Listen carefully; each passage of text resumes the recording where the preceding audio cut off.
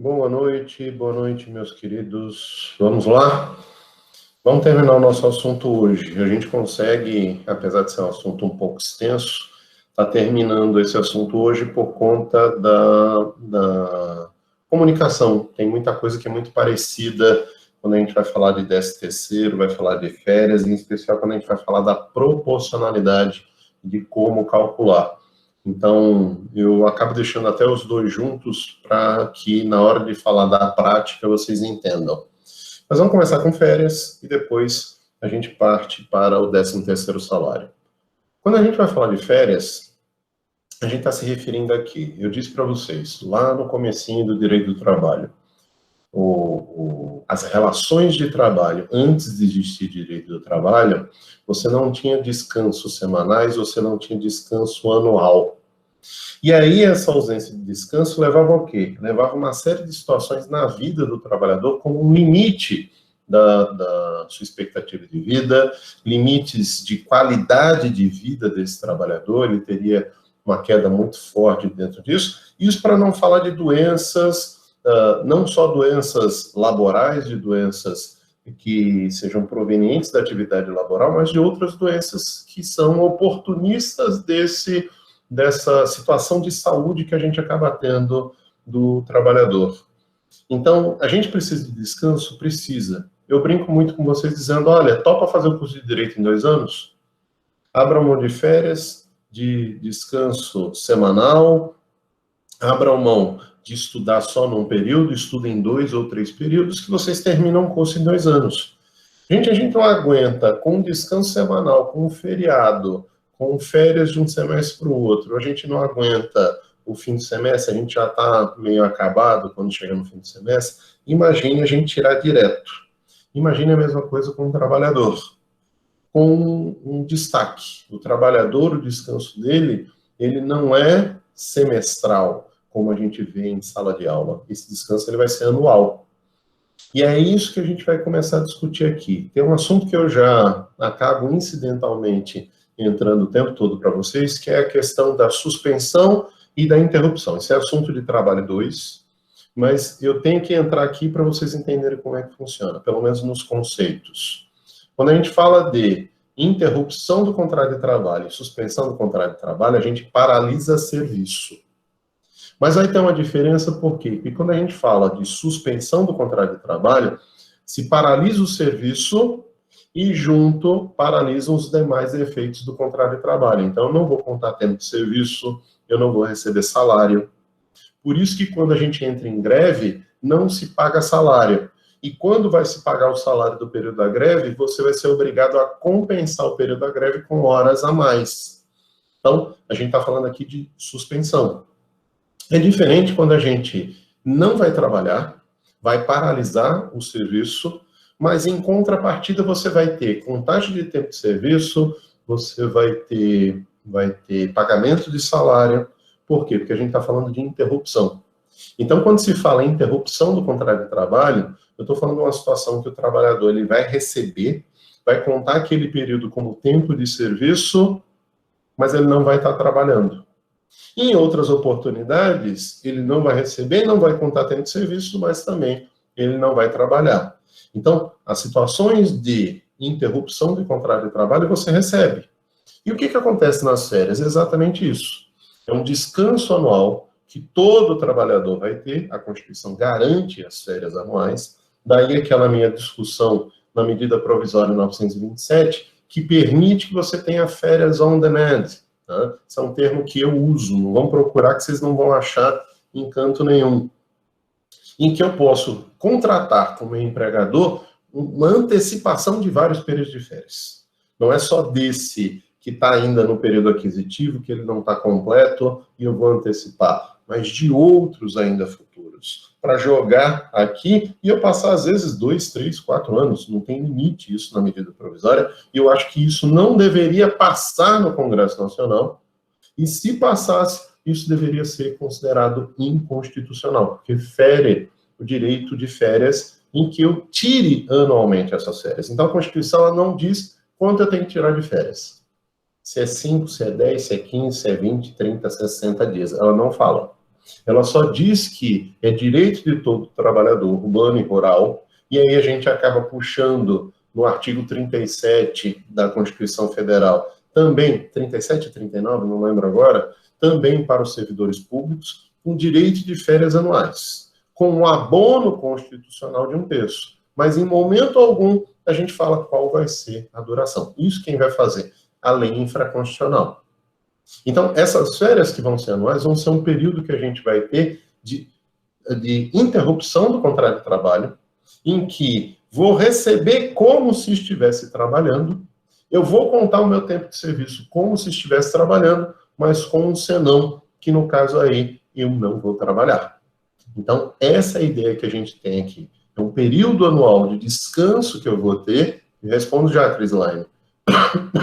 É um período, desculpem, anual de descanso que eu vou ter, em que esse trabalhador ele vai receber e vai ter todos os direitos como se estivesse trabalhando, apesar dele ter um momento de paralisação no seu serviço. Então, as férias, elas são uma espécie, não é interrupção, sempre vai ser férias, mas é uma espécie de interrupção que eu vou ter no contrato de trabalho. Só para esclarecer, se eu faltar até 15 dias no trabalho, faltar de forma justificada, que a gente vai estar discutindo isso aqui também na aula de hoje, esse período de 15 dias, meu empregador tem que pagar o salário, porque isso é uma interrupção do contrato.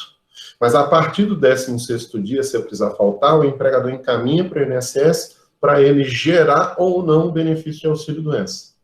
Gerando, a partir do 16º dia de falta, quem vai pagar essa conta vai ser o INSS através do benefício de auxílio-doença. Mas vamos lá, deixa eu ver aqui o que a Crislaine está perguntando. Se acontecer isso, pode entrar com uma demissão indireta? É isso que, Crislaine, que como você tinha me mandado e eu falei muita coisa, aí me esclarece só no que diz respeito a isso. Alguma falta? Se eu tive falta e o empregador, ele descontou, em que sentido? A falta de férias, se não for concedida as férias, é o quê? Só me explica aí que falta é essa. E pronto. Se não for concedida as férias, pode ser gerada uma rescisão indireta sim. Só que em paralelo a isso, além do seu direito de rescisão indireta, porque o empregador está descumprindo o contrato de trabalho, nossa CLT garante uma multa de 100% pelas férias vencidas e não concedidas no tempo apropriado. A gente ainda vai explicar isso, por isso que eu não falei desse assunto. Então, tem as férias que vão ser concedidas e se forem com atraso, eu vou ter uma multa de 100%, vai dobrar. Fora isso, eu posso estar questionando uma rescisão indireta, porque é um direito do trabalhador, ele está sendo privado desse direito, que geraria, em boa medida, danos morais que ele poderia estar pedindo. Tem prazo para pedir? Tem prazo para pedir. Você tem que pedir dentro do prazo de 5 anos de todo e qualquer direito trabalhista. Você tem que mover uma ação até 2 anos do fim do contrato de trabalho, mas do direito que não foi cumprido em até 5 anos. Mas eu também vou explicar isso, Crislaine, porque não férias vencidas, vamos lá, num dado momento específico. As minhas férias eu deveria ter tirado em janeiro desse ano, porque ano passado foi em janeiro. Se um empregador no ano passado deu as férias no começo do período concessivo, ele tem nesse outro ano, ele não tem a obrigação de dar também no começo. Pode ser no meio, pode ser no final. Então, quando vai vencer? Só no fim do período concessivo, e eu vou explicar isso para vocês já já. Então, só para a gente não embolar muito, se tiver dúvida, eu vou explicando para vocês, tá bom? Mas vamos lá. O que a gente vai vendo aqui? As férias vai ser, então, um período de interrupção do contrato de trabalho. O trabalhador vai ter direito a essas férias anualmente, e elas vão ser concedidas de que forma? Aí já para começar a responder a dúvida da Crislaine, uma coisa que é importantíssima, é regra áurea para falar de férias. Período aquisitivo, período concessivo de férias. Só se adquire direito de férias quando você preenche 12 meses de contrato de trabalho. Então, se eu fui contratado, vamos lá, para a gente pensar e facilitar a nossa vida aqui, no dia 1º de janeiro de 2019, no dia 31 de dezembro de 2019, eu completei o meu período aquisitivo, ou seja, completei 12 meses. Aqui eu estou falando de janeiro até dezembro, pensando que a pessoa foi contratada no dia 1º. Mas se eu for contratado no dia 3 de fevereiro, eu vou completar esse período aquisitivo no dia 2 de fevereiro do ano seguinte. Só para ilustrar aqui, eu estou usando o 1º de janeiro para pegar o ano fechado e não complicar a cabeça de vocês. Mas aqui a gente não está falando, em hipótese alguma, que o período aquisitivo das férias de uma pessoa começa em janeiro. Começa de quando ela é contratada. Então, se ela é contratada não em 1º de janeiro, mas no dia 27 de janeiro, é daí que vai começar o período aquisitivo das férias. Então, quando eu completo 12 meses de trabalho, eu já adquiri o direito de férias. Só que essas férias, elas não vão ser pagas e gozadas de imediato. O empregador, ele tem direito de escolher quando o empregado tira férias. E aí ele passa a determinar que esse trabalhador vai tirar férias durante os 12 meses seguintes. Então ele pode dizer, olha, vou conceder logo para não ter dor de cabeça. Eu tenho um cliente que sempre faz isso. Tá? Sempre que o empregado completa um ano, ele já concede logo as férias. E vai concedendo dessa forma. Eu falo, olha, você não é obrigado a fazer isso. Por quê? Imaginemos em que eu tenho um supermercado e que os empregados vão tirar férias todos no mesmo mês. Por quê? Eu inaugurei o supermercado hoje e todo mundo foi contratado hoje. E aí, todo mundo sendo contratado hoje vão completar um ano, daqui a um ano exatamente. Se todo mundo for tirar férias, o supermercado fecha. Então, eu não posso fazer isso. O que eu vou fazer? Eu vou fazer uma escala de férias. Eu vou dizer, olha, eu tenho 12 meses para conceder as suas férias. De 1º de janeiro de 2020 até 31 de dezembro de 2020, eu vou conceder as suas férias. Então, o que eu vou fazer? Você adquiriu em 2019 e vai gozar essas férias, vai ter ela concedida no período seguinte. Só que quem escolhe, salvo exceções que eu vou explicar aqui para vocês, quem escolhe quando se tira férias não é o empregado, é o empregador. Ah, professor, mas pode ter ajuste entre empregado e empregador? Pode, não tem problema nenhum você ajustar. O que eu estou dizendo aqui para vocês é que a escolha é do empregador. Por quê? Eu gostaria muito de aqui na UNIT tirar férias no mês de setembro. Por quê? Setembro é aniversário do meu filho e setembro é baixa temporada. Então eu posso viajar para canto que é mais caro e vou pagar menos por conta disso. Imagine se cada professor da faculdade tirasse férias quando quer. Não quando o empregador determina. O que a gente passaria a ter? Seria um problema sério. A gente concede férias individuais dentro dos interesses do empregador, não dentro dos interesses do empregado. Pode empregado e empregador sentarem e negociarem um período mais cômodo de férias para os dois? Pode, mas quem escolhe o momento é o empregador. Só que ele não tem uma liberdade absoluta. Ele tem 12 meses para conceder essas férias. Então, de quando completou os 12 meses do período aquisitivo, começa um segundo período, que é um período concessivo para conceder as férias que eu adquiri no ano anterior. E aí o empregador escolhe. Ele diz, olha, você vai tirar em janeiro, você em fevereiro, você em março, você em abril.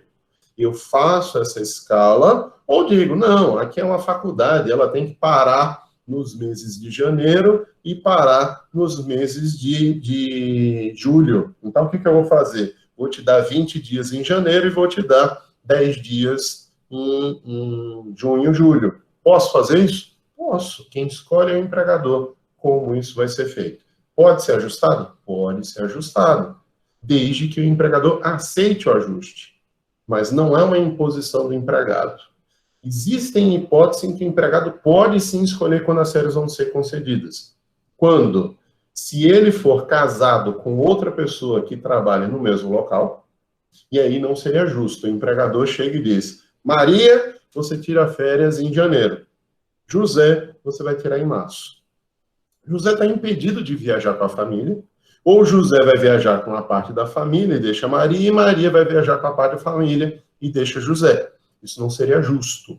Se eu tenho empregados que são casados ou que mantenham entre si união estável, a concessão de férias de um pode ser concedida junto do outro. Eles podem ter separado? Pode ter separado, não tem problema. Mas é direito do trabalhador escolher tirar férias juntas nessa hipótese. Outra hipótese que a gente tem, que eu posso tirar férias juntos, que a gente admite no direito do trabalho, essas férias já estão vencidas. E aí, quando é que vai estar vencida? Bora lá? Eu tenho férias que eu tenho que adquirir em 12 meses e que depois ela é concedida nos 12 meses seguintes. Se eu completar esses 12 meses seguintes, que a gente chama de período concessivo, as férias passam a ser vencidas. Depois disso, se ela não foi concedida nesse período, ela está vencida. E o empregado pode dizer, ah, não, você quer conceder agora no mês de janeiro eu não vou tirar em março. Ah, não, quem escolhe sou eu, meu advogado disse que quem escolhe sou eu. Seu advogado disse que quem escolhe é você, se for dentro do período concessivo. Você estourou o período concessivo, que me dá 2 direitos. Escolher quando eu quero tirar férias e, além disso, ter a dobra, a multa de 100%, porque você não me concedeu as férias dentro do período concessivo. É uma das poucas multas poupudas que ainda sobra no direito do trabalho. A reforma trabalhista deu uma diminuída em algumas multas que a gente tinha e não mexeu nessa parte das férias. Então, eu posso ter as férias concedidas dentro de um período concessivo à escolha do empregador. O empregador pode escolher até fracionar em até 3 parcelas essas férias. E aí, ele pode fazer esse ajuste com o empregado? Pode. O empregador é um bom empregado, chega com um argumento razoável, e o empregador diz, não, ok, eu vou te dar férias nesse período que você quer. Mas o empregador não é obrigado. Não confundam com o serviço público, em que o servidor tira férias quando ele pede. O chefe vai confirmar se pode ou não ser naquele período. Mas no serviço público eu faço um requerimento e digo, eu quero as minhas férias em janeiro. Ah, não, eu quero em março. E o meu chefe vai dizer, olha, confirmo como janeiro, confirmo como março. Por exemplo, eu, como professor da UFAL, as férias do professor é concedido nas férias acadêmicas, que a gente vai ter sem ter aula, igualzinho na faculdade particular. Mas quando eu era o diretor da faculdade, eu poderia tirar férias em outro período. Por quê? Porque, apesar de eu ser professor, eu também era diretor. Então, pode ser que no período das férias precise da minha presença. Exemplo, coordenador. É muito complicado o coordenador tirar férias em período de férias mesmo. Ele tem que acabar fracionando várias vezes as férias dele para acabar cabendo num pedaço de férias acadêmicas. Não é igual o professor, só o professor, que tira muitas vezes de uma vez só. Então, vai lá, do fim de dezembro até o fim de janeiro, tira férias de uma vez só e pronto.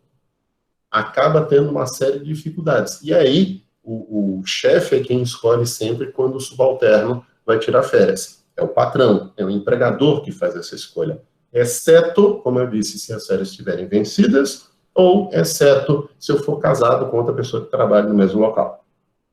Para deixar claro isso para vocês, deixa eu ver aqui, Júlia mandou uma pergunta.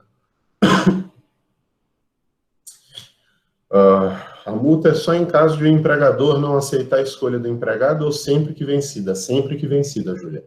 Não é só quando não aceita a escolha, é sempre que vencida. Só o fato das férias estarem vencidas já incide a multa de 100%. O fato de você também poder escolher quando você quer tirar é porque tem empregador que quer fazer o seguinte, eita, venceu, não deu para dar nesse período, mas vou botar depois. E aí acha, porque concedeu que não tem que pagar multa. Vai ter que pagar multa. Vai ter que pagar multa. Então, a gente tem que saber que as férias é um direito que hoje é considerado indisponível. Eu não posso abrir mão das férias, não posso vender as férias, a não ser um terço, a gente vai explicar isso ainda. E essas férias que eu tenho como direito, o fato do empregador me negar esse direito, além do que foi perguntado aqui, eu acho que foi, deixa eu só confirmar aqui, a Crislaine. Além do que a Crislaine perguntou, pode gerar uma rescisão indireta do contrato? Pode. Mas além dessa ideia da possibilidade de rescisão indireta do contrato, também me gera a possibilidade de escolher o momento, me gera o direito de receber a multa, entre outras coisas. Eu não posso negar esse direito, porque gera até dano moral. Eu sou indenizado por danos morais porque fui privado do meu descanso, que eu posso considerar, que eu particularmente considero um direito fundamental. Não é porque não está no artigo 5º que deixa de ser direito fundamental. Todos os ministros do Supremo que têm livro de direito constitucional, todos atestam não é apenas o artigo 5º que tem rol de direitos fundamentais. Outros artigos, outros momentos também se trata de direitos fundamentais. Eu acho que férias é direito fundamental. Você não pode privar o trabalhador das férias. Tanto é que qualquer trabalhador, inclusive servidor público, tem direito de férias. Até ele. Ah, mas e o profissional liberal? Quem dá férias para ele é ele mesmo. Tá? Então, acaba sendo um direito fundamental, mas ele dá férias para ele de quanto ele quiser, do momento que ele quiser. Então, depende muito de remuneração, do quanto ele ganha, de que forma ele vive, tem família, não tem, mas é um momento que ele escolhe. Mas, em ideia geral, eu entendo que é um direito fundamental e que, inclusive, você não pode dispor desse direito.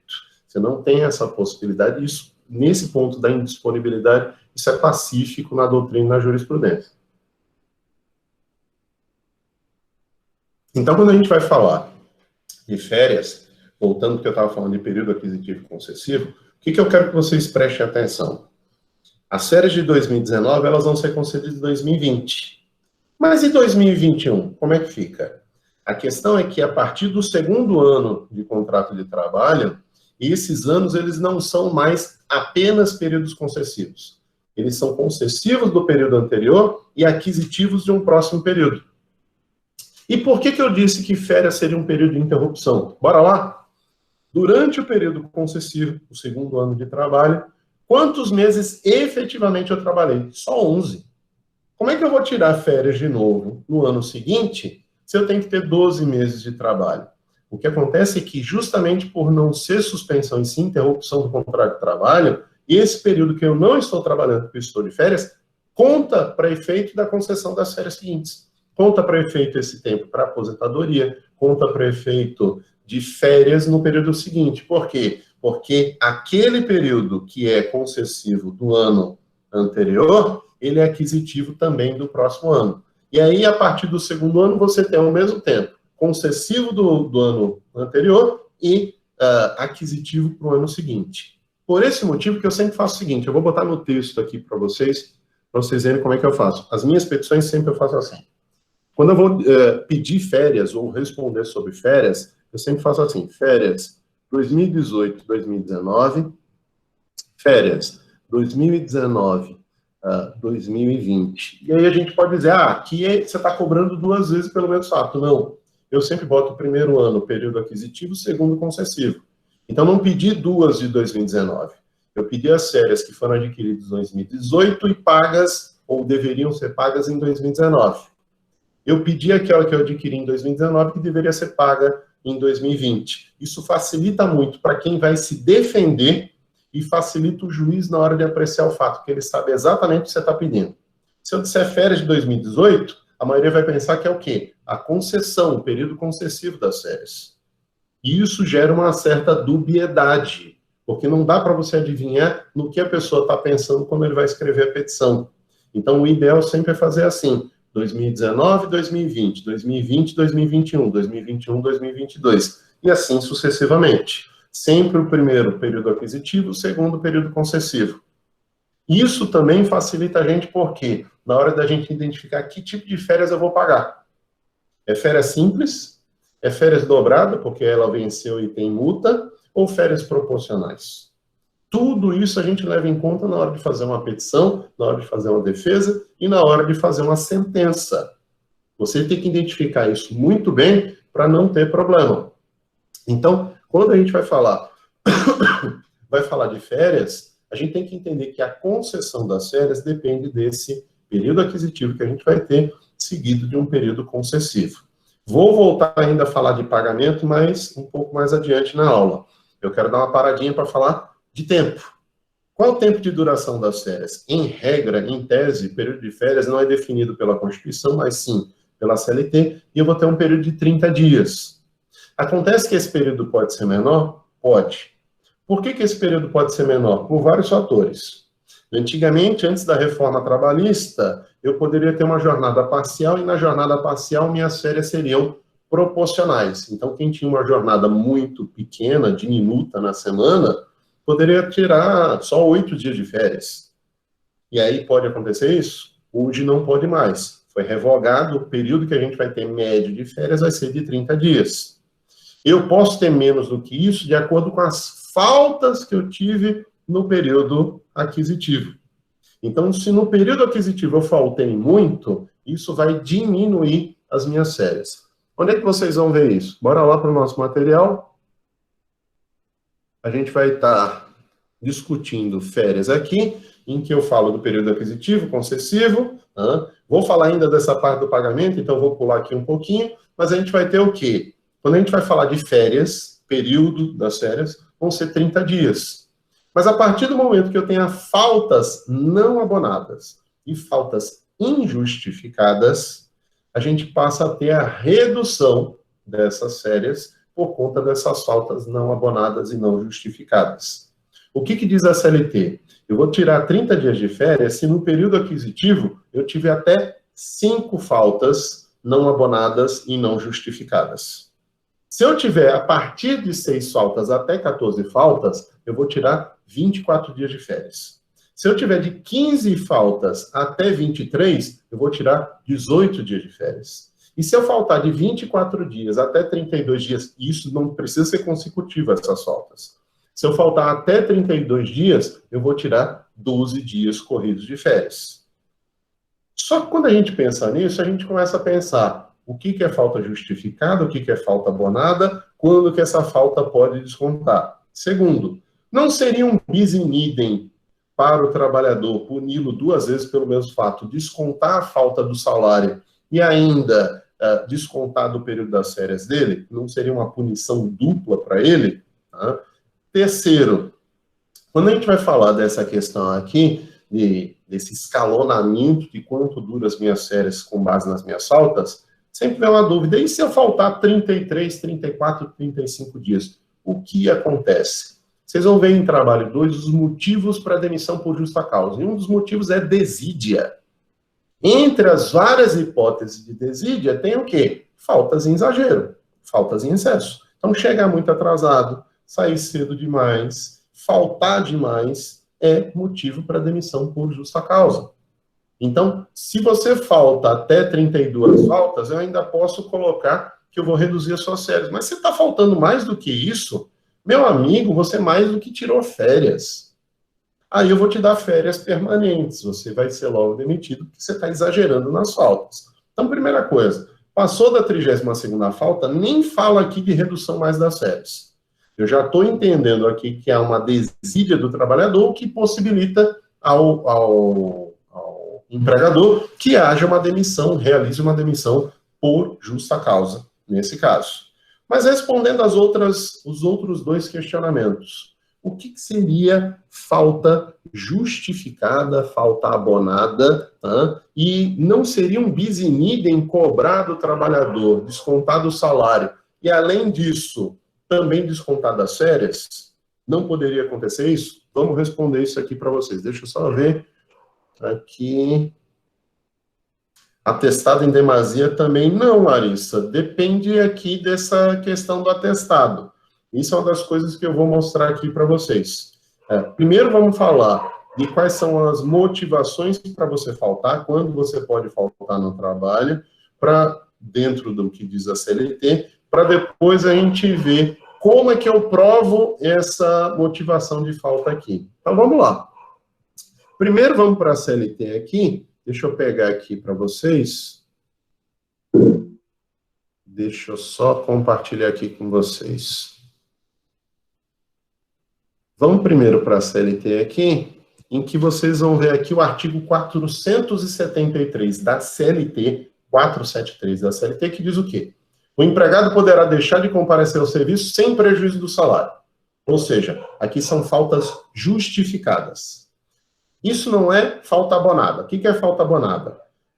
Eu cheguei para o meu empregador e disse, patrão, faltei ontem, porque ontem teve jogo do CRB, e eu tive que ir no jogo, tinha organizado, a gente tinha que fazer isso e aquilo. E o meu patrão é quem? É o presidente do CRB.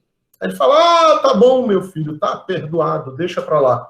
Isso é motivo justo para você faltar? Isso é falta justificada? Não é, mas ela foi abonada. Falta abonada é uma coisa, falta justificada é outra. Falta justificada o patrão pode nem gostar, mas eu faltei, ele vai ter que engolir essa minha falta. Então, cuidado que eu falei aqui, cuidado com esse, excesso de atestado é motivo para demitir empregado? Não necessariamente, mas eu vou mostrar para vocês que atestado que o empregador pode exigir, para vocês verem como é que funciona. Então, quais são os casos de falta justificada? Abonada é uma opção do empregador, mas falta justificada, que o empregador não tem opção. Até 2 dias consecutivos em caso de falecimento do cônjuge, ascendente, descendente, irmão ou pessoa que, declarada na sua carteira de trabalho e previdência social, viva sob sua dependência econômica. Então, a gente tem o que aqui? A gente tem aqui a situação do luto, ou nojo, em que a pessoa pode faltar até 2 dias no trabalho por conta do falecimento de um parente. Então, havendo esse falecimento, eu justifico. De que forma? Atestado de óbito. Eu pego a cópia do atestado de óbito e acabo encaminhando para poder resolver esse problema dessas minhas faltas. Então, até 2 dias. Até 3 dias consecutivos em virtude do casamento. Aqui seria o quê? A lua de mel. Pô, lua de mel, michuruca, 3 dias, é o mínimo que a CLT vai garantir. Tá? Você pode tirar mais? Pode, mas aí o empregador, dentro da liberalidade dele, abonando suas faltas. Ele diz, olha, vá lá, tire 15 dias. Ele pode fazer isso. Ele pode dizer, não, você só tem 3 dias. Então me conceda o resto da minha viagem em férias. Aí tudo bem, a gente ajusta e concede as férias desse período. Mas a gente vai ter aqui 3 dias por conta do casamento, que a gente chama de período de gala. Tá? Não riam, porque essa expressão que a gente usa mesmo é horrorosa, mas é essa expressão que é utilizada. Mas aqui em função de garbo, de elegância, nesse sentido, não é no pior dos sentidos, não. Então, 3 dias em virtude do casamento. Por 1 dia, em caso de nascimento de filho, em decorrência no decorrer da primeira semana.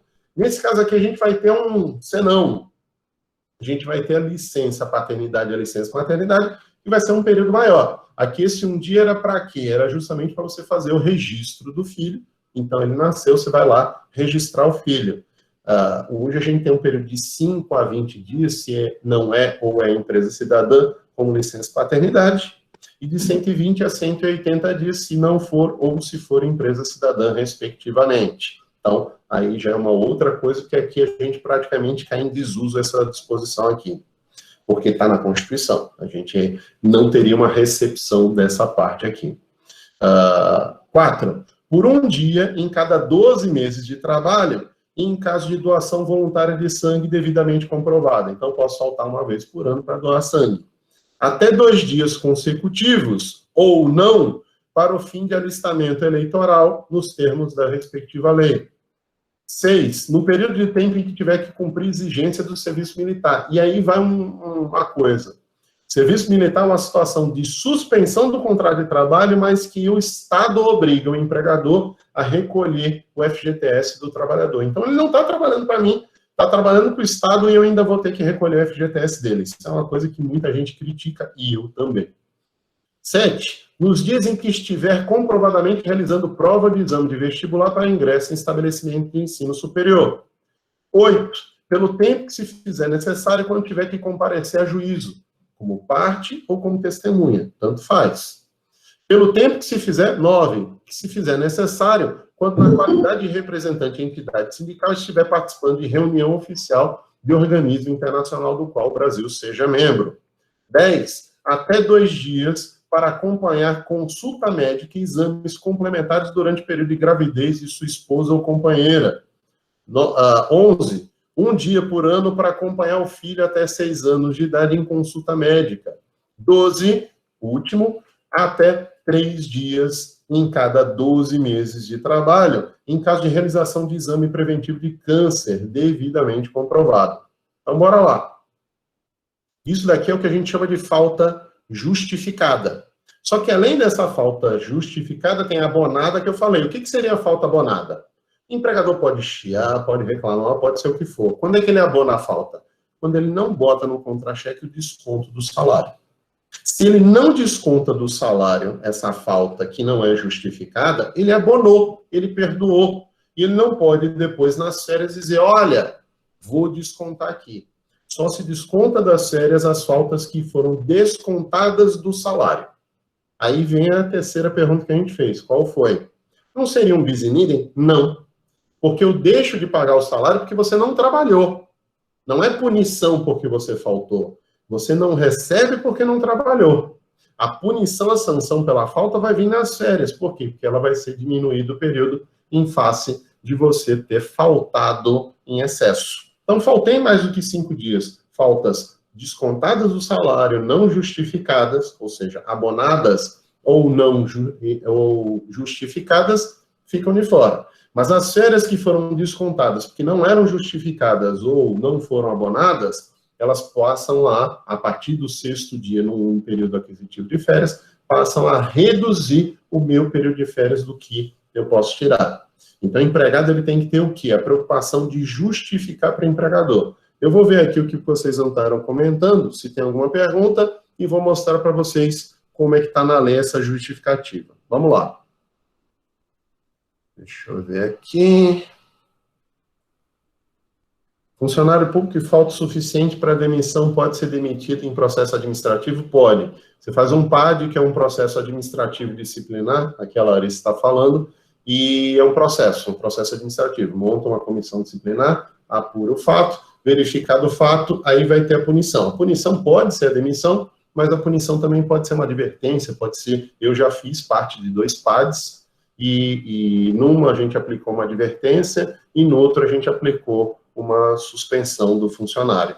Então, pode acontecer até a demissão. Depende muito de quanto ele faltou, mas pode acontecer. Tá? Vamos lá. Deixa eu ver aqui. O julgador pode demitir apenas com base nas faltas do funcionário público. O julgador, no caso, aí da sindicância, que é a comissão. Mas a gente tem que ver, Gabriel, nesse caso, que depende da atividade que você exerce. Por exemplo, aplicar advertência, o grupo que faz a sindicância, que está fazendo parte do processo administrativo disciplinar, eles podem fazer advertência. Mas suspensão e exoneração, às vezes você tem regras que diz que só o chefe maior pode. Por exemplo, lá na UFAL, eu posso aplicar a suspensão, posso orientar que o reitor da UFAL faça a suspensão ou exoneração, mas só ele pode suspender ou exonerar o funcionário. Ele não pode permitir que eu faça. Eu sugiro a ele.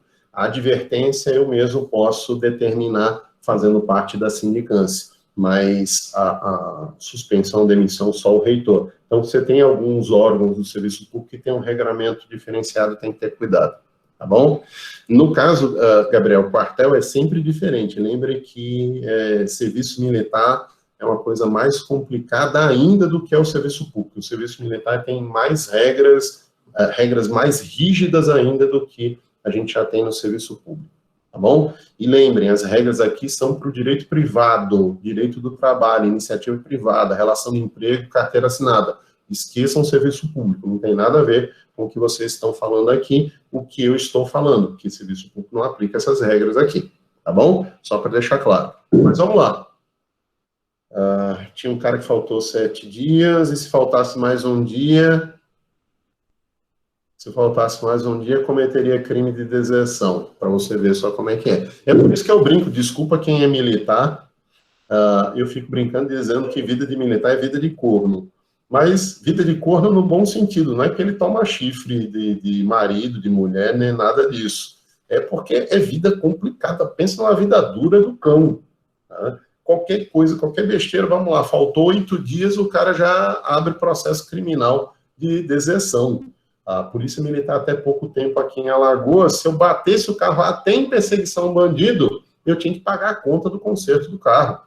Isso é até contraproducente para o serviço público que o militar vai fazer. Tem umas coisas que eu discordo do que é feito no serviço militar, mas eles têm uma vida completamente diferente. Tá?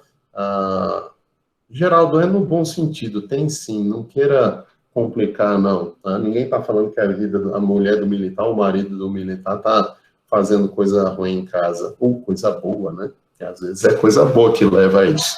Tá? Mas vamos lá. Quando a gente vai falar de falta que vai ser justificada, como é a justificativa? Normalmente a gente pensa em quê? Doença. O trabalhador adoeceu, como comprovar? A gente tem uma lei que é a Lei 605 de 1949. Olha como é que é antiga.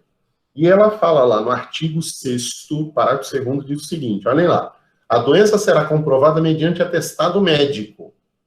Qualquer atestado médico, olha a ordem que a gente vai ter aqui. Da instituição de previdência social a que estiver filiado o empregado. No nosso caso, direito do trabalho e INSS. E na falta deste, sucessivamente de médico do Serviço Social do Comércio ou da Indústria, SESC, SESI, de médico da empresa, do próprio empregador ou por ele designado e pago, de médico a serviço de representação federal, estadual, municipal, ou seja, impostos de saúde, incumbido de assunto de higiene e saúde pública, e não existindo estes na localidade em que trabalhar, do médico da sua escolha.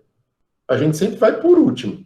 Logo, eu desconheço empregador que conheça essa lei, eu, inclusive, sei de juiz que às vezes não conhece dessa lei, tá? E que simplesmente considera que qualquer atestado está valendo. E aí que vem um problema, porque, gente, eu já recebi atestado de aluno, gênero masculino, em que estava lá carimbo de ginecologista, e você vai dizer, não, é uma sacanagem, isso não é possível.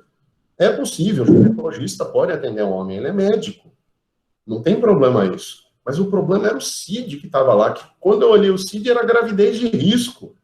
Aí eu chamei o aluno e disse, o Schwarzenegger, vem aqui, vamos ter uma conversa aqui, que alguma coisa está de errado dentro desse atestado aqui. Aí apertei, até que eu descobri que era a mãe dele. Porque o que eu disse para ele acabar confessando? Eu disse, beleza, vou abonar a tua falta, mas vou mandar apurar no Conselho Regional de Medicina. Vou mandar para o CRM para apurar. Se o médico tiver feito alguma coisa de errado, ele pode sofrer uma advertência, pode ser suspenso, algo do gênero. Ele falou, não, professor, não faça isso não, é minha mãe, era para me salvar, não tinha jeito. Quantas vezes a gente não vê empregado, ou aluno, ou qualquer outra pessoa juntando um atestado, que esse é aquele atestado que parece uma nota de 30, de tão falso que é. Mas é um atestado assinado por um médico, carimbado por um médico. Se a gente aplicasse a lei, olha só o que teria que ser feito. Você teria que procurar um médico do INSS. Não tem um médico do INSS, você vai procurar um médico do Sistema de Saúde do SESC-Senai, ou SESI. Você não tem esse, vai ser o médico do empregador ou indicado por ele, não tem esse de posto de saúde, não tem de posto de saúde, só aí você pode ir no seu. Aí vocês vão dizer, não, mas isso é absurdo, esse tipo de coisa. Lá na UFAL, eu, enquanto professor, e os alunos, se quiserem usar um atestado, esse atestado privado, ele não vai abonando a falta de imediato. Vai para a junta médica do HU, que vai apurar e vendo se está admitindo aquilo, inclusive, às vezes, fazendo consulta com a pessoa, aí eles mandam um processo dizendo, está abonada a falta. Então, olhem lá, a gente tem que ter cuidado, porque a gente acha que falta se abona de qualquer forma. Tá aqui, olha. Vou mostrar aqui para vocês que eu não tinha aberto aqui, mas vamos lá. Tá aqui, Lei 605 de 49. Tá aqui o atestado e tá aqui a lei, que ela tá valendo, que isso aqui é o site do Planalto. Tá? Aí a gente tá falando de quê? Do pagamento dos dias, do repouso semanal remunerado. Por exemplo, faltei a semana toda, você não recebe repouso semanal remunerado se você falta a semana toda. Não só interfere nas férias, mas também interfere no repouso semanal remunerado que você vai deixar de receber. Então, a gente tem que ter muito cuidado. Férias justificadas a gente já viu. Artigo 473 da CLT. Faltas abonadas, com opção do empregador. Mas essas faltas justificadas por doença dependem de atestado nestas condições que a gente está vendo aqui. E quando é que a gente vê? Raríssimas vezes. Então, cuidado aqui para a gente entender como é que funciona. Porque essa redução do período das férias só vai acontecer se a falta não for justificada ou se o empregador, ele, tendo a falta, ele não tenha abonado, perdoado. Se ele não abonou e descontou do salário, está lá descontado, está no sistema, e quando for para as férias, eu vou poder estar realizando esse desconto. Ah, professor, mas e se for compensado? Compensado não é falta. Eu faltei num dia que era para trabalhar e fui num dia que não era para trabalhar. Fiz o quê? Compensei. Então, não pode descontar das férias. Então, aqui são férias não compensadas, não abonadas e não justificadas. Aí eu vou reduzindo o período. Ok? Então, vamos lá. Se tiverem alguma dúvida, vão me falando. Tá? Eu disse que homem pode engravidar. Tá? Não é homem no genótipo, mas no fenótipo. E para o direito, aí pensando só a resposta para deixar claro, no direito, tá? Vai ser considerado um homem. Tá? É um trans que fez a mudança de gênero, e aí a gente vai considerar como homem. Então tá? Mas vamos lá. Para a gente continuar esse assunto e fechar essa parte das férias. Então, falando de férias, a gente vai ter esse período que a gente vai ter aqui, e a reforma trabalhista, que a gente às vezes fala que é tão ruim para o trabalhador, nesse ponto foi boa. Quem tem jornada parcial, vão ser os mesmos 30 dias que a gente vai ter de férias. Foi revogada essa proporcionalidade, e a gente vai ter, e eu acho justo isso, vai ter um período de férias de 30 dias. Ah, professor, como é que é justo? O cara trabalha 44 horas, o outro trabalha 20, vai tirar as mesmas férias? Vocês têm que lembrar que esse cara que trabalha 20, ele trabalha 3, 4 dias na semana, e você trabalha 44, trabalha a semana toda. Mas na hora de tirar férias, se ele tirar 15 dias, ele está tirando metade das suas férias, que vão ser diminuídas ainda mais. Que 15 dias para ele dá 2 semanas de trabalho, em que ele trabalha 2 ou 3 dias, 2 ou 3 dias. Você trabalha 5, 6 dias na semana, se você tirasse meia férias, só 15 dias, ia ter a mesma coisa dele. Então, para ser justo, a gente coloca tudo como 30 dias. Não tem mais essa proporcionalidade desde que entrou em vigor a reforma no final de 2017. Falando de pagamento, o que a gente vai ter? Férias simples, como é que se paga? Eu vou ter um mês do salário do trabalhador, que a gente vai chamar de férias, que vai ser agregado um abono constitucional de 1/3. Esse abono de 1/3, você vai somar a remuneração do trabalhador daquele mês. Então, o que ele receberia trabalhando, ele vai receber a título de férias, seria o salário dele, a gente vai chamar de férias, e mais o terço constitucional, o abono de férias, que a gente vai somar aqui. Esse valor, ele vai ser pago 2 dias antes de você entrar em férias. Então, o que acontece? O trabalhador, para tirar férias, precisa de dinheiro. O que a gente vai fazer? Vai antecipar o pagamento desse período de férias para pagar esse trabalhador antes dele começar as férias. Aí vocês vão perguntar, então, professor, ele não vai ganhar 13º em dezembro, ele vai ganhar 14º. Não. Ele vai ganhar 13º. O que acontece é que, quando você antecipa, depois, no mês seguinte, nada se recebe. Eu já falei isso para vocês, é uma coisa engraçada. Quer ver o professor da faculdade feliz? Olha para ele em dezembro ou janeiro. Que ele recebeu, no final de dezembro, o 13º, está recebendo antecipado o mês de janeiro, que ele está entrando de férias, mais 1/3 em cima disso. Vai receber, de dezembro para janeiro, o salário de dezembro. Então, ele vai ter o salário de janeiro, o salário de dezembro, a segunda parcela do 13º, mais o terço. Está tudo feliz. Chega a fevereiro, está tudo de cara fechada. Por quê? Porque só vai ver dinheiro de novo em março. Por que só vai ver dinheiro de novo em março? Porque se eu tirei férias no dia 1º de janeiro, não tenho nada para receber em fevereiro.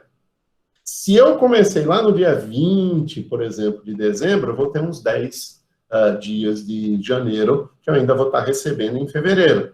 Mas tirando isso, não necessariamente eu tenho que receber. Por quê? Porque já foi antecipado o pagamento. Então, 2 dias antes de você entrar em férias, pelo menos 2 dias antes, você vai receber. Com exceção de que? Dessas férias concedidas no Covid-19, nesse período da pandemia. O que a MP 927 coloca? Que eu posso conceder as férias agora, que eu não vou antecipar salário e que o terço vai ser pago com o 13º no final do ano. Eu não sou obrigado a pagar 2 dias antes. Então, vejam, a pergunta que vocês forem ver de férias na prova vai ter uma pergunta para vocês, dentro da cabeça de vocês, antes de responder. Esse daqui é um período de férias no tempo do Covid-19 ou antes ou depois do Covid-19? Antes ou depois tem que ser pago antecipado, 2 dias antes. Durante o período do Covid-19, você vai pagar até o 5º dia útil depois do mês das férias, como se fosse salário de mês trabalhado, e o terço só vai ser pago com o 13º salário. Então, tenham muito cuidado com isso. Outra coisa que eu quero que vocês tenham cuidado, quando a gente vai falar de férias, a gente pode dividir esse período das férias de 30 dias em 3 períodos. Antes da reforma trabalhista era até 2. Hoje pode ser dividido em até 3 períodos. Esses 3 períodos, o que a gente vai ter? São 3 períodos que, no mínimo, um deles vai ser de 14 dias. E nenhum dos outros 2 períodos pode ser inferior a 5 dias. Então, posso tirar 14 dias e posso tirar o resto, tá? Os outros 16 dias, em 2 períodos, desde que nenhum deles seja inferior a 5 dias. Então, posso botar 20 dias, 5 e 5? Posso, não tem problema. Está dentro do que a lei permite. O que eu não posso é tirar, por exemplo, 13 dias em um, tá? E fracionar menos do que 14 dias nos outros. Um dos períodos tem que ser de, no mínimo, 14 dias, e os outros 2 de, no mínimo, 5 dias, qualquer um deles. Então, eu posso botar 14 dias, que vai me sobrar aí 16, bota 5 dias em um, e outro período de 11. É possível? Está tudo dentro da regra. Então, antes, o que a gente tinha? Podia parcelar em 2 vezes, hoje a gente pode parcelar em 3 vezes, com a reforma trabalhista. Posso vender as férias? Não. Eu posso vender 1/3 das minhas férias. O que seria a venda de 1/3 das férias? E o trabalhador, ao invés de tirar 30 dias, eu vou tirar 20, e meu empregador, ao invés de me pagar 1/3, ele vai pagar 2/3. 1/3, que é o abono constitucional, e mais 1/3 em cima da compra das minhas férias. Essa venda, essa compra de férias, isso é acordado entre empregado e empregador.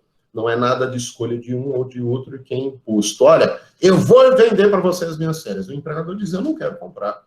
O empregador diz, eu só vou te conceder 20 de férias. E os outros 10? Não, eu vou comprar. Não, não está à venda.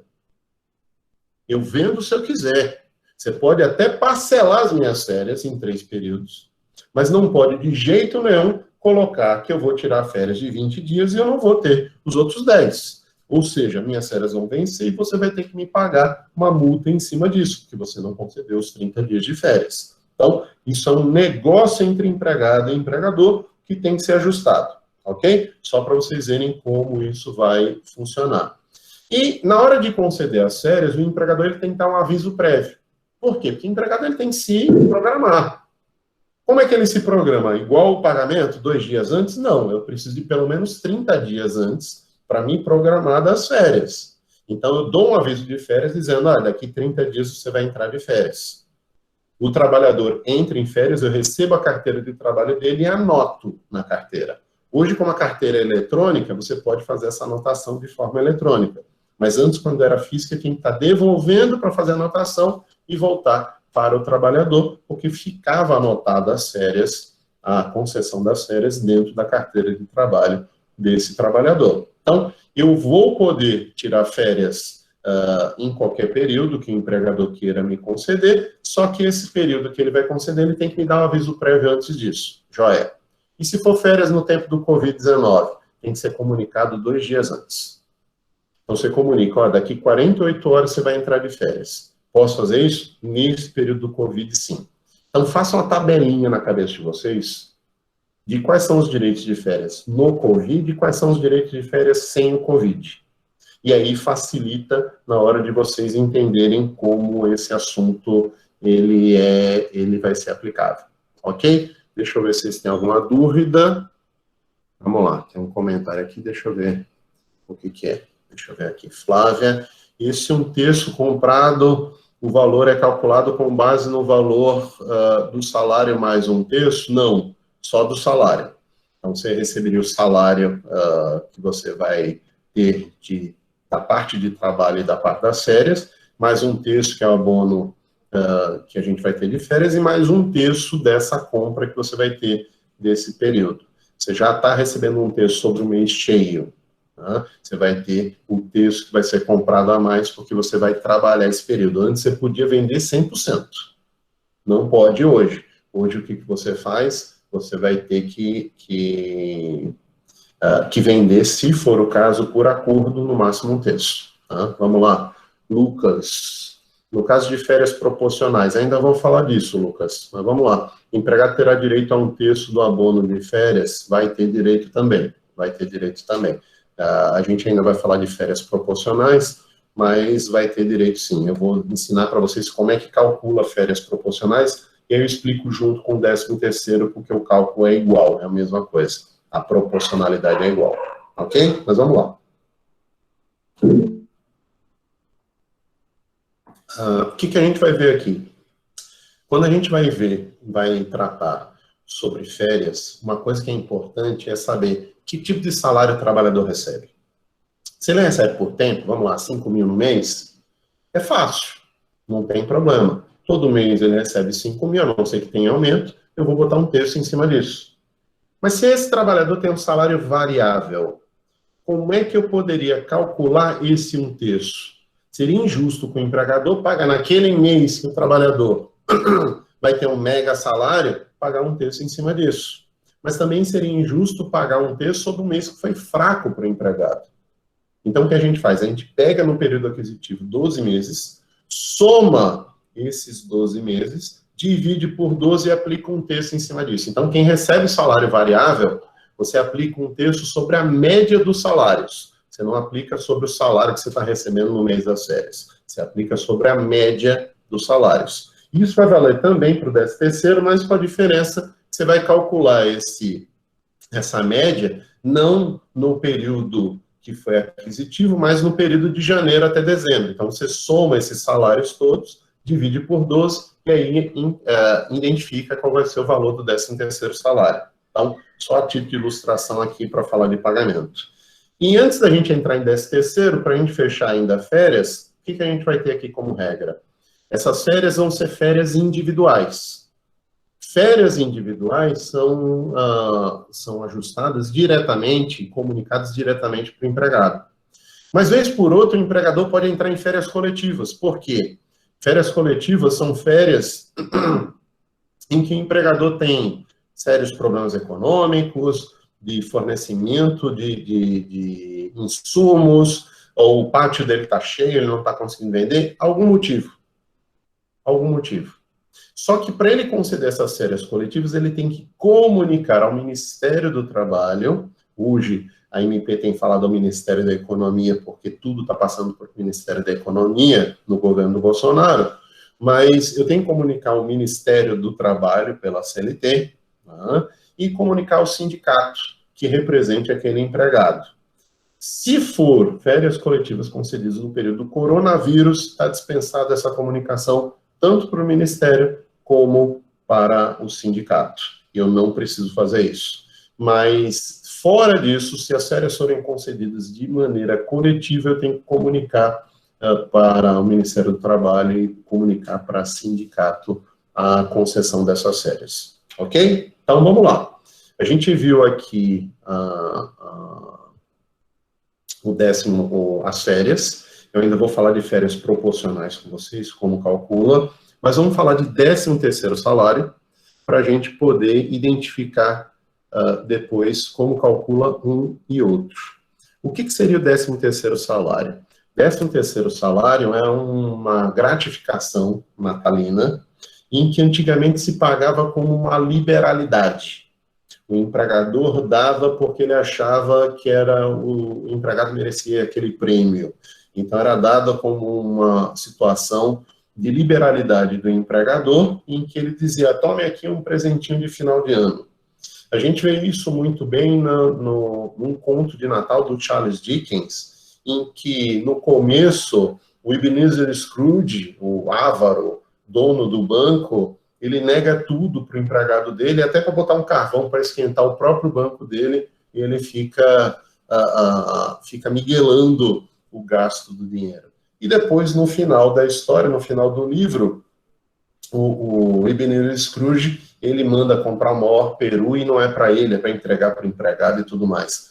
A gente sempre teve o abono natalino, ou melhor, a gratificação natalina, como liberalidade. Alguns países tornaram essa liberalidade uma obrigação. Foi o caso do Brasil. O Brasil, por exemplo, durante a ditadura militar, tornou obrigatório o pagamento do 13º salário. E aí a minha estranheza quando na campanha, na eleição, o Mourão, ele chama de jaboticaba o 13º salário, dizendo que era invenção de brasileiro e que não entendia isso. Minha estranheza por quê? Porque foi justamente da onde ele trabalha, da onde ele saiu da vida de caserna, que surgiu esse pagamento enquanto obrigatório. E isso acabou virando o quê? Um direito, também, entendo eu, fundamental, colocado no artigo 7º da Constituição e transportado até para servidores públicos. Os trabalhadores que trabalhem mediante regimes de subordinação, eles passam a receber um 13º salário. Então, o que a gente tem? Além dos 12 meses de salário que eu tenho no ano, pensando para quem recebe mensalmente o salário, a gente vai ter um período que eu vou pagar um 13º salário com uma gratificação natalina. Para quem recebe salário fixo, é um salário a mais. Para quem recebe salário variável, é tirar a média do ano, então soma 12 salários, divide por 12, e aí eu identifico o 13º salário. Quando que o 13º salário tem que ser pago? Ele é pago em 2 parcelas. A primeira começa em janeiro, 1º de janeiro, e vai até o dia 30 de novembro. E a segunda parcela é para ser paga, não tem começo, só tem um fim, é para ser paga até o dia 20 de dezembro. O que acontece? Quando a gente vai falar de 13º salário, ele tem algumas características que são bem interessantes. Por exemplo, incide descontos sobre o 13º salário, descontos que você incida sobre o 13º salário só vão incidir na segunda parcela, não na primeira. Então, olhem como é que é interessante. Eu ganho R$3.000. Minha primeira parcela do 13º eu vou receber cheia, R$1.500. A segunda, que eu tô doido achando que eu vou receber outros R$1.500, não. Vai ser descontado sobre 3.000, tudo aquilo que deveria incidir sobre o 13º salário. Então, os descontos que são incidentes sobre o 13º salário vão sim incidir, mas na segunda parcela, não só sobre aquela metade, mas sobre o todo. Então, o que a gente vai ter? Quando chegar 20 de dezembro, vai dizer, olha, esse funcionário, esse empregado tem para receber R$3.000. Menos descontos, menos 1.500 que ele já recebeu adiantado da primeira parcela. Então, a primeira parcela, o trabalhador ele vai receber quando o empregador achar melhor, pode ser até adiantado para janeiro, mas normalmente é fevereiro, porque o pagamento de janeiro ele se faz em fevereiro. Então, a gente só começa o ano financeiro em direito do trabalho a partir de fevereiro, porque é o mês trabalhado de janeiro que eu recebo em fevereiro. Pode ser antecipado para janeiro? Pode. Mas normalmente acontece o quê? Você recebe a partir de 1º de janeiro, de fevereiro, até o dia 30 de novembro. E a segunda parcela vai ser paga até 20 de dezembro. Ao contrário do que muita gente pensa, que só recebe em dezembro o 13º salário e não tem antecipação de parcela. Tem sim antecipação que a gente pode pagar antes disso. Mas a gente vai ter aqui, quando vai falar de 13º salário, uma série de particularidades. E essas particularidades têm tudo a ver com as férias. O que seriam essas particularidades que a gente tem a ver com as férias? Quando a gente vai pagar numa rescisão contratual 13º salário e vai pagar férias, muitas vezes o empregado não tem direito a receber. Tem certas oportunidades que o trabalhador ele vai receber férias e 13º vencido, mas ele não pode receber férias e 13º proporcional. E aí é que eu queria trabalhar com vocês nesse finalzinho de aula, como é que a gente calcula férias, como a gente calcula 13º proporcional e quando eles devem ser pagos. Então vamos primeiro para falar quando é que eles vão ser pagos. Quando é que eu vou pagar férias proporcionais e 13º proporcional? Como eu tinha dito para vocês, eu tenho férias simples, eu tenho férias vencidas, dobradas, e tenho férias proporcionais. O que seria férias simples? Por exemplo, eu estou em 2020. Em 2020, as férias que eu adquiri em 2019, eu tenho até o final de 2020 para receber. Se eu perder o emprego agora, eu recebo ela de forma simples. Por quê? Porque eu já adquiri o direito, e ainda não recebi nesses meses. Então, eu sendo demitido, eu vou receber as minhas férias de 2019 agora em 2020, sem multa alguma. Mas as minhas férias de 2018 eu deveria ter recebido em 2019. Eu já estou em 2020, não recebi. O que é isso? Férias vencidas. Como é que eu pago? Em dobro. Mas e as férias de 2020? Como é que fica? Porque eu não completei ainda 2020. Se eu for demitido em 2020, eu tenho que receber essas férias proporcionais. O 13º, a mesma coisa. Então, a gente tem que entender menos a multa do 100%, que aqui não seria aplicável. Mas o 13º, a mesma coisa. E não é em qualquer situação. Se eu for demitido por justa causa, por exemplo, eu não tenho direito a receber nem férias, nem 13º proporcional. Então, quais são as hipóteses que eu posso receber férias e 13º proporcional? Para depois a gente falar do cálculo. Quando a gente vai falar de férias 13º proporcionais, a gente pode estar recebendo em caso de dispensa sem justa causa, ou seja, o que seria demissão sem justa causa? O empregado não motivou a demissão. É uma situação de uma resilição unilateral por interesse só do empregador. E a gente diz o quê? Vocês vão ver esse direito do trabalho 2, que a demissão sem justa causa é um direito potestativo do empregador. Há quem divija disso, como, por exemplo, o Maurício Coutinho. Maurício Coutinho entende que a demissão sem justa causa, ela entra também na categoria de demissão abusiva. Aí tem uma série de discussões sobre uma convenção da OIT, se eu não me engano, convenção 158, se eu não me engano. E aí, dentro dessa discussão, se defende o quê? Que a demissão deveria ser motivada. Isso não é aplicável no Brasil. O que é aplicável no Brasil é o direito do empregador demitir o empregado sem justa causa, independentemente de motivação. Eu demito e indenizo. Se eu demitir sem justa causa, tenho direito a férias e 13º proporcional. Do mesmo jeito da demissão sem justa causa, a gente vai ter o quê? A demissão que vai ter os mesmos direitos da demissão sem justa causa, que é a demissão indireta. A Cris Line estava me perguntando, gera demissão indireta as férias vencidas? Gera. O que seria demissão indireta? A rescisão indireta do contrato de trabalho, a demissão indireta, é quando o empregador motiva a demissão. Eu estou 3, 4 meses sem recolher salário, sem recolher FGTS, não concedi férias durante todo o contrato de trabalho, causo dano moral para você, realizo assédio moral, assédio sexual, eu estou descumprindo o contrato. O descumprimento do contrato do empregado é demissão com justa causa. Mas o descumprimento do contrato pelo empregador é o que a gente chama de rescisão indireta. Do mesmo direito que eu tenho se eu fosse demitido sem justa causa, é o direito que eu vou ter trabalhador na rescisão indireta. E o empregado digo, olha, você já está há 6 meses sem me pagar salário, eu estou aqui trabalhando. Eu quero a rescisão indireta. O empregador vai dizer, eu não vou rescindir o seu contrato. Eu vou para a justiça, provo, e se faz a rescisão indireta do contrato de trabalho. É possível isso. Então, a gente tem a demissão sem justa causa, que eu tenho direito a férias proporcionais, 13º proporcional. Eu tenho a rescisão indireta do contrato de trabalho. E eu tenho a demissão a pedido. Se eu fizer um pedido de demissão, antigamente não se pagava férias 13º proporcional.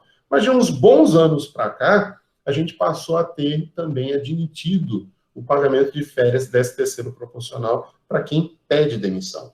Então, estou pedindo demissão, estou pedindo no mês de junho, e aí agora no mês de junho já passaram aí 5 meses completos do ano. O que a gente vai ter? Férias proporcionais. Então, vou receber 5/12 de férias, 5/12 de 13º, porque já passou aí 5 meses no ano e eu tinha sido contratado no 1º de janeiro, só para deixar mais fácil aqui para vocês pensarem. Então, são hipóteses que eu vou ter.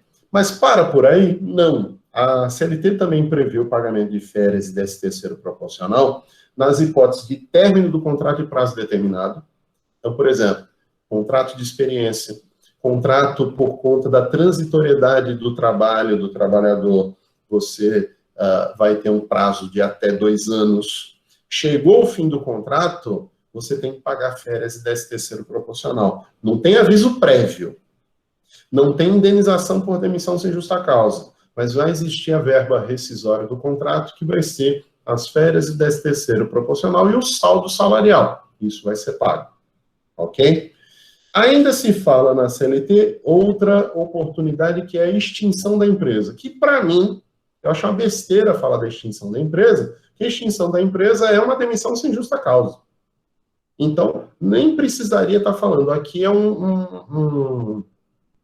é uma repetição aqui indevida que já haveria pela extinção da empresa, não é culpa do empregado, então é demissão sem justa causa. Vai ter que pagar. Só que tem uma hipótese aqui que eu quero que vocês tenham cuidado, que é o quê? Pela aposentadoria. A aposentadoria voluntária do trabalhador gera o direito dele receber férias e 13º proporcional. Calma lá. Depende. Esse trabalhador optou, quando se aposentou, pela rescisão do contrato, porque hoje não é mais automático o fato de eu me aposentar com 60 anos de idade e já ser rescindido o contrato de trabalho. Eu posso continuar a trabalhar. E isso é admissível, em especial por quê? Porque os benefícios previdenciários são extremamente diminutos. E eu preciso continuar a trabalhar. Se eu continuar a trabalhar, a gente não vai precisar pagar nem férias, nem 13º proporcional, porque não houve a rescisão do contrato. É a aposentadoria voluntária que gere rescisão do contrato. A aposentadoria voluntária que gere rescisão do contrato, aí você tem o pagamento do 13º e férias proporcionais. Ok? Dúvida até aqui? Nenhuma dúvida? Bora lá. Para a gente fechar. Quando a gente vai falar de férias e 13º, deixa eu só ver aqui, que eu falei tem dúvida e nem olhei se tem pergunta. Vamos lá, McDowell está perguntando aqui. Depois do aviso prévio de férias, o empregador pode cancelar unilateralmente as férias? Pode depender de certas situações, McDowell. Veja o caso que a MP 927 manda cancelar as férias já concedidas e em gozo de quem trabalha na saúde. Ele, depois que prestou o aviso prévio, ele pode repensar. Depois que começou as férias, a gente não pode estar cancelando. Mas ele pode ter tido algum problema que vai precisar do trabalhador. Não é usual, mas pode acontecer. Mas depois de concedido, teria que ser nessas hipóteses, como a gente vê na MP 927, que é o caso de trabalhadores de saúde, que você manda voltar ao trabalho por conta da calamidade pública. Porque acontece isso eventualmente. Às vezes você tem uma programação de viagem e o empregador quer mudar tudo. Aí depende muito da situação concreta que você vai ter, porque pode gerar danos ao trabalhador, e aí isso o trabalhador pode fazer uma reclamação no futuro. A regra é não poder alterar. Ok? Então vamos lá. Como é que eu calculo férias e 13º proporcional? Tudo vai ser proporcional ao mês que você trabalhou, ou aos meses que você trabalhou. Trabalhei um mês, 1 dozeavos. 2 meses, 2 dozeavos. 3 meses, 3 dozeavos. O problema é que ninguém é demitido no primeiro ou no último dia do mês. Você é demitido com 1 mês e 15 dias, 1 mês e 20 dias, 6 meses e 5 dias. Como é que fica essa fração perfeita? Não vai existir essa perfeição. A gente sempre vai ter um arredondamento. Então, o trabalhador que, vamos lá, foi contratado no dia 1º de janeiro, para não ter confusão e ficar o mesmo cálculo para férias 13º. Trabalhador que foi contratado no dia 1º de janeiro e foi demitido sem justa causa no dia, vamos lá, 1º de junho do ano, quantos meses já passou? Você vai falar, não, junho, 6 meses, calma lá, junho ainda não acabou. Eu tenho 5 meses completos e tenho os dias de junho. Se eu fui demitido, vamos lá, que dia é hoje? Dia 2. Eu tenho 5 meses e 2 dias. Qualquer coisa até 14 dias, a gente arredonda para menor. Qualquer coisa de 15 dias em diante, a gente arredonda para maior. Então, por exemplo, eu fui demitido sem justa causa no dia 14 de junho do ano. Quantos meses já passaram? 5 meses e 14 dias. 5 meses e 14 dias, os 14 eu desconsidero, fica 5 dozeavos. Mas se eu tiver no dia 15, então já completei 15 dias, o que faz arredondar para maior. E aí não me interessa o mês, se tem 28, 29, 30 ou 31 dias. Tem até 14 dias, zera. Tem 15 dias em diante, arredonda para o mês completo. Então, se eu tenho 5 meses e 15 dias, Quanto eu vou ter de férias e 13º proporcional para quem foi contratado em 1º de janeiro? Eu vou ter 6/12. Não vai ser 5,5/12. Vai ser 6/12. Então, não dá trabalho como fazer isso aqui. Não é difícil de vocês entenderem como isso é feito. É só vocês pararem para pensar o seguinte: quantos meses eu já tive? 5. Então, de janeiro até agora, maio, foram 5 meses. Mas eu estou em 2 de junho. Então, eu tenho 5 meses, 2 dias. Quanto eu vou receber? 5/12. Mas se passasse do dia 15 desse mês até o dia 28, 29, 30, o mês completo, quanto eu teria? 6/12. Aí eu já estou no mês 7, até o dia 14, 6/12. Completou o dia 15, aí vai em diante. Aqui eu estou falando de quê? Do cara que foi contratado no dia 1º de janeiro. Mas se eu fui contratado no dia 15 de junho, aí toca você ter que fazer o cálculo de 15 de junho a 15 de julho, um mês, até agosto, outro mês, e assim por diante. Você não vai levar em conta o começo do ano. Você só vai levar em conta o começo do ano para o 13º. 13º sempre vai contar a proporção de 1º de janeiro até a demissão. As férias vai levar em conta o quê? De quanto você teve de período concessivo.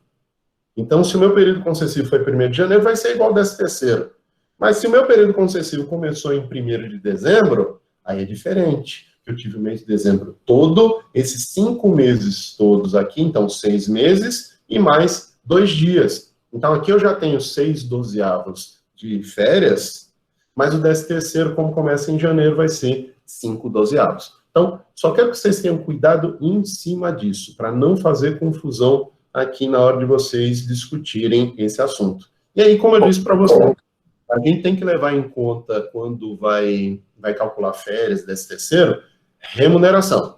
E aí, levando em conta a remuneração, para quem recebe gorjeta, vai incidir a gorjeta sobre férias 13º.